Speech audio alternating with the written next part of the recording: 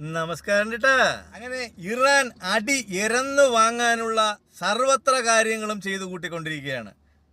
ഇറാനും അമേരിക്കയുമായുള്ള കരാറ് എങ്ങുമെത്താതെ തകർന്ന് തരിപ്പണമായിരിക്കുകയാണ്. അതിനു കാരണമായി ഇറാൻ പറയുന്നത് ഇസ്രായേൽ കയറി ലെബനനിൽ കയറി ആക്രമണം നടത്തുന്നു, അത് അംഗീകരിക്കാനാവില്ല, അതുകൊണ്ട് ഞങ്ങൾ ഈ കരാറിൽ നിന്ന് പിന്മാറുമെന്നാണ് ഇറാൻ പറയുന്നത്. എന്നാൽ ഹൂത്തികളെന്ന് പറഞ്ഞാൽ നിരന്തരം സൗദി എന്ന രാജ്യത്തിന് പോലും ഭീഷണിയായിക്കൊണ്ടിരിക്കുന്ന ഒരു തീവ്രവാദ സംഘടനയാണ് ഹൂത്തികൾ എന്ന് പറയുന്നത്. അവര് സൗദി അറേബ്യക്കെതിരെ നിരവധി റോക്കറ്റ് ആക്രമണങ്ങൾ നടത്തിയിട്ടുണ്ട്.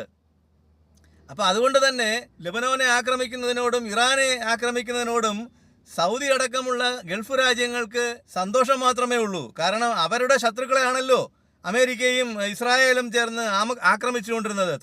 തുടക്കം മുതൽ ഇസ്രായേലും അമേരിക്കയുമായിരുന്നുവെങ്കിൽ പിന്നീട് അത് അമേരിക്ക മാത്രമായി ആക്രമിക്കുന്നതാണ് നമ്മൾ കണ്ടത്. ഹൂത്തികളെന്ന് പറഞ്ഞാൽ തീവ്രവാദികൾ തന്നെയാണ്, അതിന് യാതൊരു മാറ്റവുമില്ല. അതായത് നമ്മുടെ ഇതേ സെയിം കാര്യമാണ് പാകിസ്ഥാൻ ഇന്ത്യക്കെതിരെ ചെയ്യുന്നത്. ലഷ്കർ എ തോയ്ബ, ISI എന്നീ മതതീവ്രവാദ സംഘടനകളെ വച്ചിട്ട് ഇന്ത്യയിൽ തീവ്രവാദ പ്രവർത്തനം നടത്തുന്നതിന് വേണ്ടി കൊലയും നടത്തുന്നതിന് വേണ്ടിയിട്ട് സാമ്പത്തിക സഹായങ്ങളൊക്കെ ചെയ്തു കൊടുക്കുന്ന ഒരു രാജ്യമാണ് പാകിസ്ഥാൻ.